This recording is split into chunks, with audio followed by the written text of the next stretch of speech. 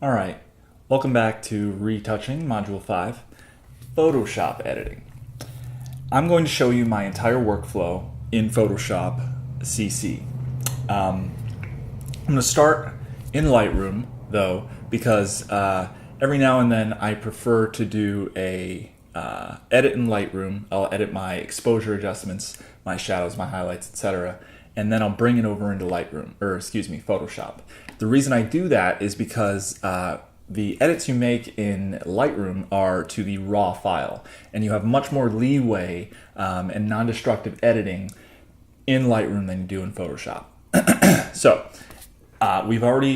this is the image that we just edited in Lightroom.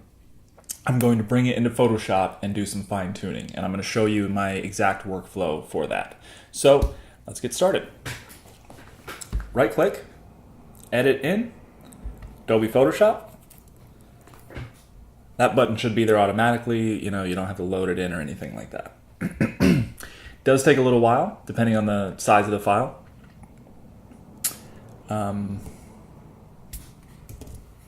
Here we are. Okay, so this is Adobe Photoshop CC. This is the interface. I'm going to explain the interface briefly, just so you get an idea, and I'm only going to explain the tools that pertain to my workflow, because it's beyond the scope of this course to sit here and learn Photoshop. It's just way too comprehensive.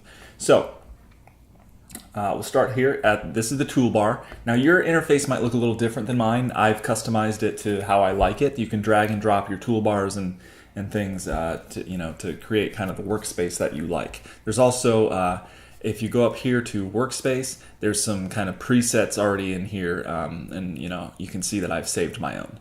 So you have your toolbar. V, if you type V on the keyboard, that is your move tool, and that's also the top tool here.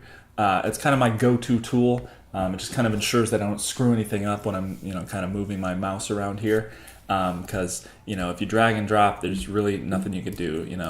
So the next tool down here is your select tool. If you press and hold, you have your elliptical and then your rectangular marquee tool or select tool. Okay, so with the rectangular you can kind of do this, and then you can just do edits to this particular section of the photo.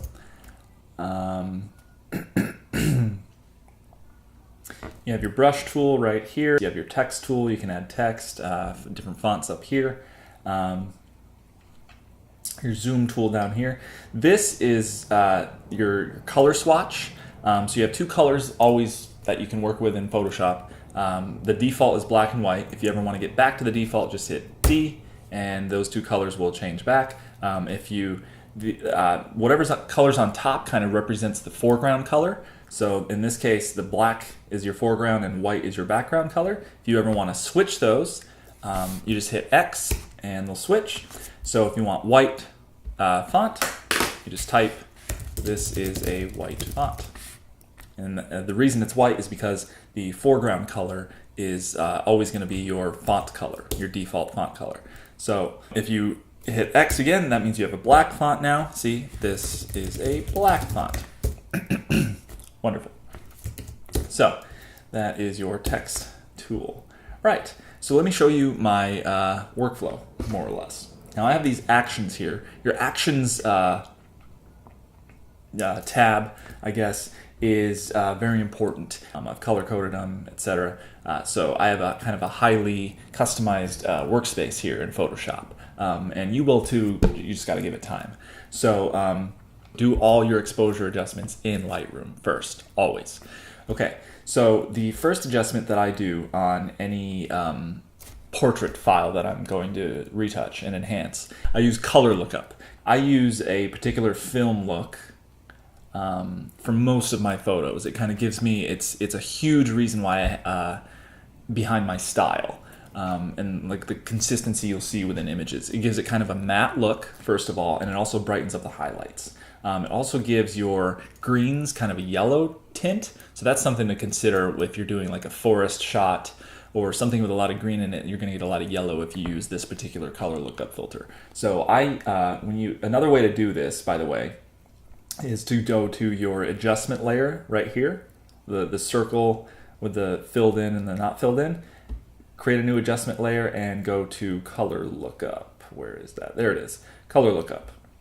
And that'll take you essentially to here, and then you have all these different filters, more or less, to experiment with and to play with. So I like this Kodak 5218 Kodak 2395 by Adobe, and that's what I choose. And the great thing about Photoshop is all the different adjustments that you use. If you use them in adjustment layer, which are new to Photoshop, then you can change their opacity, so the effect that it has. So if you only want like 45% of that effect, then you can do that. So here's with 0, here's with 45, and here's 100%. So you can really see how it kind of mats the photo and brings out the highlights. So I'll see the skin, how it kind of gets a little bit duller without, and then with. And then you'll also notice in the darks that it kind of produces kind of a matte look, kind of a faded look, which I really like. So I'm actually in this case I really love it, but I don't want too much effect, so I'm gonna go down 75%. So that's good for me for now. And that's a global adjustment. I do that to the entire image, so even the red looks different. And I'm okay with that, just because it's my favorite color lookup filter that Photoshop has. And I only just stumbled upon color lookups. I think a guy named Pratik did a creative live class on retouching, and he turned me on to that, and I love it. I really love it. It helps you create a look that not a lot of other photographers even know about. So it's kind of helps set you apart, which is great. The next step in my workflow is to sharpen. And I do sharpening a little bit different than a lot of other photographers do. I use a high pass filter. And essentially what that is it's just another way to sharpen. It looks cleaner to me for some reason, crisper, if you will. So after you've applied your color lookup adjustment layer, you're going to need to do a merge visible stamp, and the shortcut for that is Shift Command Alt E, and that gives you basically a copy of your image. And so if you were to do the high pass filter on the color lookup adjustment layer, it just wouldn't work. So now you have a new layer, essentially a copy of everything that happened before this, and you go filter, other, high pass. I always do about 3 pixels, hit enter, and I add a mask so that I can draw on the sharpening and be selective about where I put the sharpening. So I'm gonna click this mask button down here, which is the rectangle and the circle in it, and then I'm gonna invert the mask by hitting Command I.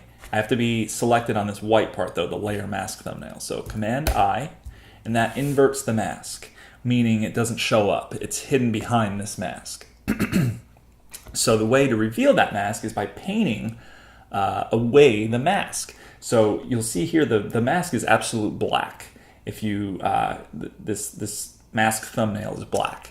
If you want to paint away the mask, then you got to paint white to get rid of the mask. So we have white here. This is our foreground. We're on our brush tool right here. If you want to get to brush, you just hit B on your keyboard. And now you're going to find out why the Wacom stylus and the pen are so popular and so useful. So I have my brush tool selected here, and if I go up here to opacity and flow, I want my opacity at 100% and my flow at about 30% or 20%. There's a shortcut that you can change the flow, and that's by hitting Shift and then whatever number you hit on your keyboard, that's times 10. So for 50% flow, I hit Shift and 5. For 1% flow, I hit Shift 0, 1.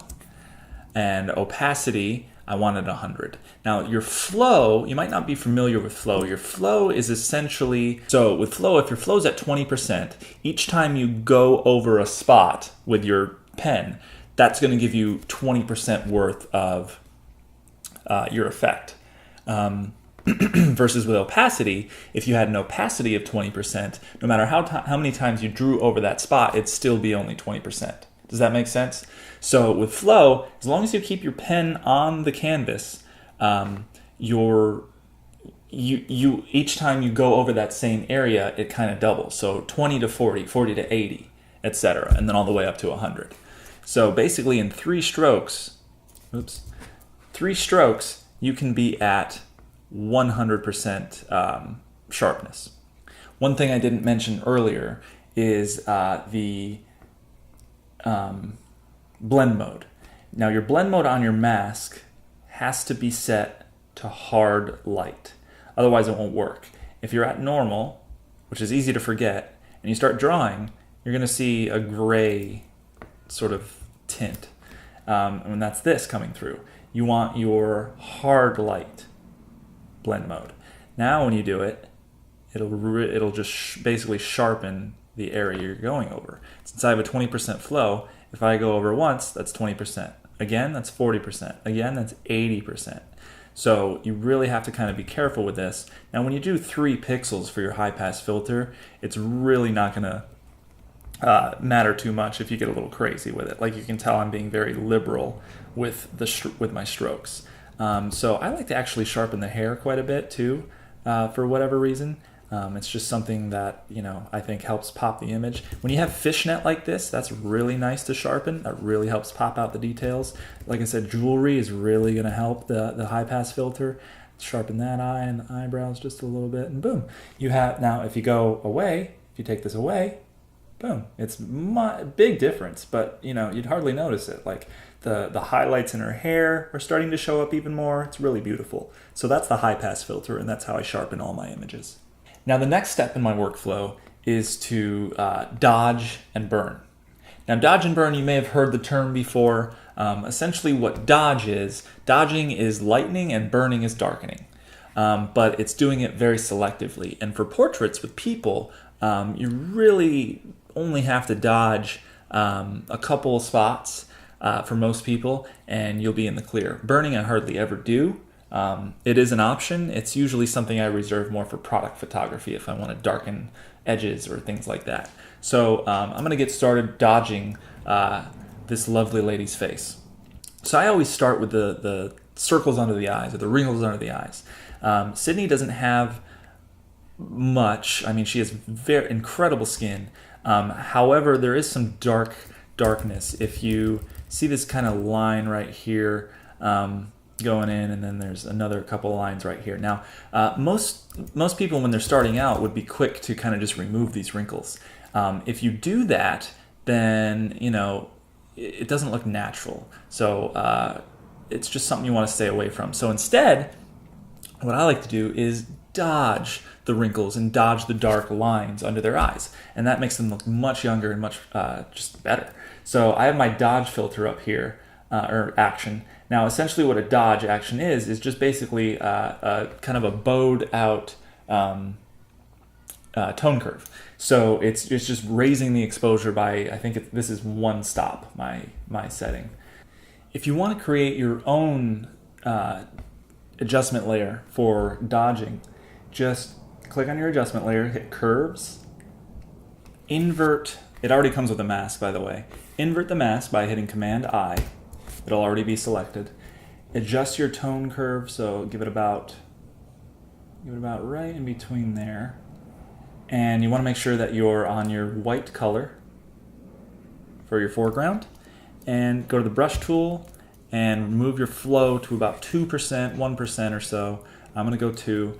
And then just start coloring in the dark lines right here. Just kind of subtly coloring them in. Now, I'm going to turn off this filter, and you can see the difference already. Darker, lighter. Now, if we zoom all the way out, here's with it on, here's with it off. You can see the difference. It's practically gone, but the texture's still there, and that's so important for making a photo maintain its realism. Now, you can get crazy in here, and you can go like to pixel level, dodging and burning, but frankly, I don't have time for that, but you can do it, and the overarching result is going to be very minimal, the deeper you go, but you get an idea. See, already the lines under her eyes are almost gone, and I spent 2 seconds doing that. Now, if you want to burn, it's essentially the opposite. You see how the tone curve up here is high? You're just going to want to drag that down to there, and that's just going to darken it. You see how I darkened it there? And lighten. Now, a lot of photographers, what they do is they'll give an adjustment layer here, they'll do black and white. And so with dodging and burning, you're essentially just darkening and lightening the photo. It has nothing to do with the colors of your image. So a lot of people just want to work in black and white, and it allows you to see the dark circles and the lighter, you know, the kind of the little subtle variations in tones around the eyes and the mouth, etc. So if that works better for you, you can do that. Just make sure that when you're actually adjusting things that you're clicked on your curves layer and not your black and white layer. So that is how you dodge. I'll just do it really quick. Here's my dodge. I got my curves. It's stretched up to here. I'm on my white. I have 2% flow. My brush, I'm going to make it a little bigger. I'm just going to kind of lighten these lines here. Very subtle. I feel like Bob Ross, you know, the guy with the afro, the painter, you know, very monotone. Yeah, that's what I feel like. I hope this stuff is helping you guys out.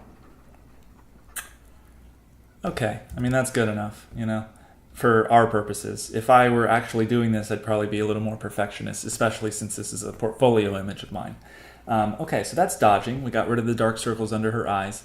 Now I'm going to move on to what I call, or what is called, soft light filter. Now, a soft light filter is essentially just creating a new layer, blank layer, and giving it a soft light blend mode. And what this does, there it is, soft light. What this does is if you go to the brush tool after on your new layer, make your brush about that big, about the width of her forehead, maybe a little bigger. And you put it on black, and you want your flow to be at about 10%. 10%. So what this does is it's called contouring.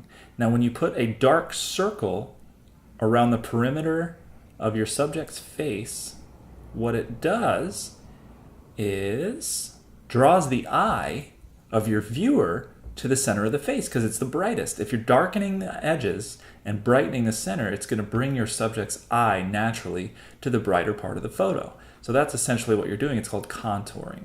So then what I do is I erase any of the dark areas that I don't want it to be on, like her neck, her hair, etc. I just want it to be on the edges of her, like the perimeter of her face. So I'll show you the difference. Here's after, here's before. Oh, I didn't. There we go, delete that. Before, after. So it just kind of just gives a little bit more draw to the center of the image, or you know, where you want your subject, where you want your viewer to look. Okay, now getting towards the end here, I want to bring in a levels adjustment layer. I only do this when my exposure is almost spot on. In this case it was. In most cases it is. But I just wanted to mention that because the important thing is to have room on the left and the right to move your sliders. If you don't have that on your histogram, if you have a blown highlight or black shadow, you know, dark blacks, you're not going to be able to move those sliders to get much of an effect. Shouldn't be much of a problem if you're getting good exposures every time, which you should be after going through this course. So not that big of a deal. So, but you can see there's a gap here. So I'm going to drag this slider from the left past this gap, and right when it starts to spike, I'm going to drag this slider over here until I like the highlights. I don't want it too bright. I don't want them blown out, but I do like it over here. So I'm basically clipping my darks and my highlights. Now I'm going to go down here onto that adjustment layer. It already comes with a mask. I'm going to invert that mask by hitting Command I, and I'm going to draw that back in. I'm going to draw it back in at a very low flow. We got 2% here. My white brush, and it's going to kind of, oh, went to 10%. I don't know how that happened, sorry. 2%. All right, so I'm just drawing her face in, drawing it in. So that's really intense. Do you see how much punchier it is? So if I go before, after, before, after. It just draws your eye. Now that's a little too intense for me, so I'm just going to lower the opacity to about 70%. I think that's more like believable, if you will. Now, levels are a great thing. Levels adjustment layer. If you you can kind of draw on the jewelry, and it'll help kind of make the jewelry sparkle. It'll have the highlights kind of brighten up a little bit. It's really good for bringing out detail. One thing I would do to this, just because it's kind of a red themed shoot, I do have a red saturation action over here, because a lot of brides wear red lipstick on their day, and it's just something I like to enhance. Because they made the conscious decision to wear that lipstick, I feel like they should show up in the photos. So here's a red saturation. All it is an adjustment layer like this. I went to hue saturation. If you go to reds and just bump up the saturation about 20, that's all that is. So I'm going to delete that. I'm going to use my action because I already inverted the mask on mine, I think. Oh no, I didn't. So I'm going to invert the mask after I hit my action. Invert. So now it's back. And then I'm going to paint those red lips in. And I'm going to do it at a higher flow, 10%, just to kind of control it. Beautiful. Let's see what it was like before and after. See, it just kind of adds a little bit of red. So the idea here, the main takeaway, I think, is that you should know that everything you do should be very subtle. And all the little tiny things that you do are going to add up to something beautiful. And so you can kind of tell that this image has been, retouched, but it's not over-processed. It's not, it doesn't look totally fake and crazy like a lot of these photos do. It's just been retouched with tender love and care.